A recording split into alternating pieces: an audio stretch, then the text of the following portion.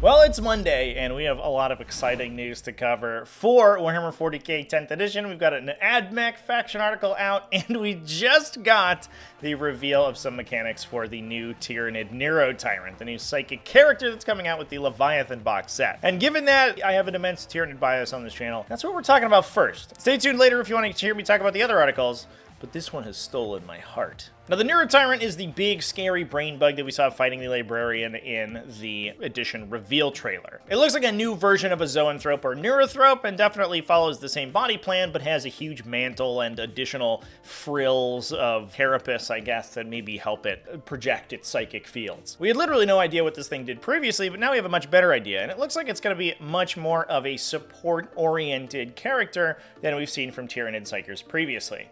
It's basically entirely revolving around the faction and detachment abilities, projecting Shadow in the Warp and Synapse effects to units in your army. Now, honestly, the first and what may be the more powerful of the two abilities that we've had spoiled is the Neurotyrant's Synaptic Relay. This allows you in your command phase to pick up to 2 Tyranid units within 12 inches of the Neurotyrant's unit. Importantly, that says Neurotyrant's unit, which means that it may be a leader, and if it's a leader able to join a unit, it can then measure the distance for that ability from the entirety of its unit, which is a lot. Until your next command phase, the selected models are considered to be within Synapse range. So you don't just have to have your units be within 6 inches of your Synapse creatures, we now also have Neurogons who are able to project the Synapse aura by relaying it, and the Neurotyrant is able to choose 2 units within 12 to just make them in Synapse. That's going to make them eligible to be infected by the enhanced effects of Tyranid stratagems until your next battle round, and it's going to impact how much they suffer from battle shock, since they are much less likely to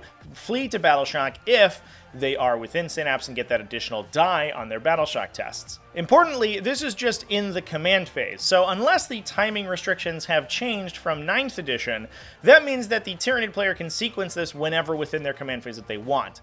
And importantly as well, that probably means that they're going to be able to do it before the battle shock test step of the command phase, which means that even if you have units that spent most of the turn outside of Synapse, before it goes to battle shock and you test whether or not those units, as a result of having taken half casualties, start to test for battle shock, you can improve their chances of remaining unbattle shocked, which is a big old deal. Now, the article also specifies that the 2 little jellyfish that come with the Neurotyrant, these 2 little cutie boys, are called Neuroloids, and these are essentially just tokens to represent the Synaptic Relay ability. So while a lot of people, and myself included, were speculating that maybe these could be sacrificed to give you a buff, or could take damage for the Neurotyrant, or had some sort of attack and operated as part of its unit, unfortunately, they are just markers, and they're going to tell you when units are in Synapse. Because importantly, those units are in Synapse even if they then leave the 12-inch distance from the Neurotyrant.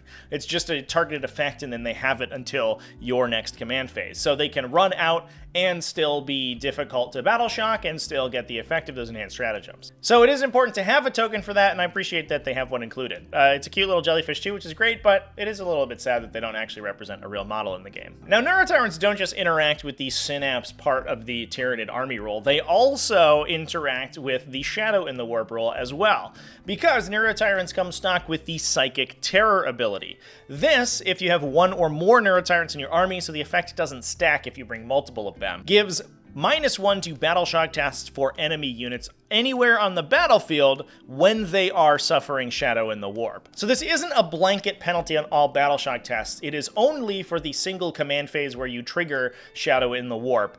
Those Shadow in the Warp tests are going to suffer -1, assuming that you have a Neurotyrant, and then the effect is stopped. Now, in the Tyranid article, we talked about Shadow in the Warp being incredibly spiky and very swingy depending on what your opponent's leadership is, how well they roll, and it's nice to see that there are some blanket effects that can impact it. I do wish a little bit that this had a wider use case. It really feels like Games Workshop designed an army ability that was pretty mediocre and then designed specifically new units to take advantage of the army ability. It remains to be seen whether or not the Psychic Terror ability appears elsewhere and maybe has different keywords on it, so if you stack different kinds of Synapse creatures, you can stack it up. I doubt that that's going to happen, though, because it does specify Neurotyrants in the ability. I think otherwise it would say units with this ability to prevent it stacking up. So it is a little bit funky that the Neurotyrant itself is sort of, I think, low-key kind of required to play Tyranids in 10th edition, so they're very much pushing the new unit.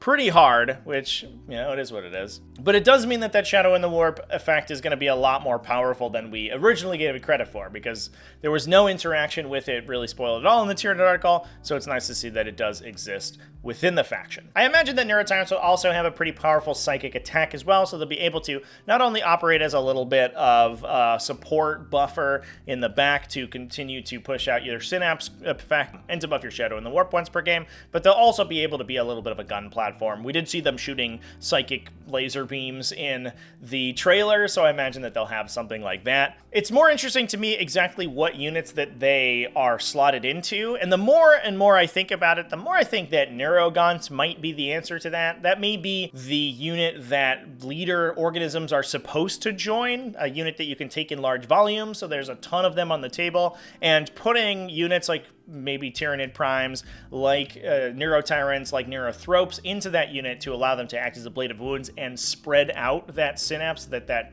character is giving, may give those Neurogaunts that we saw the profile for spoiled in a previous article. We may see that give them a little bit of a lease on life, because that profile is very bad. But if they're just a blade of wounds for psychic creatures, that makes total sense. Especially with given the fact that the Neurotyrant's effect gets a broader range based on the unit that it enters. That's a big deal, and I think indicates that this thing entering high volume units is going to be super powerful, because you're going to be able to spread that unit out to get your entire army within 12 inches, so any of them can be targeted by the Synapse effect. But let me know down in the comment section what you think about the Neurotyrant and its abilities. Cool to see finally some spoilers for what these new units do, and it does make me a little bit more excited for the Tyranid faction for sure. These are the kind of things that would have been great to see spoiled in the article itself, because without them, it didn't feel that strong. But like many of the articles you've seen recently, without context, they don't look that good, but in context, they look a lot more powerful. Big thanks for watching all the way to the end of the video. Thanks as well to everybody who supports the channel, either over on Patreon at patreon.com/TacticalTortoise, YouTube channel members and Twitch subscribers. I love you all. Remember to keep it classy, folks, and have happy wargaming.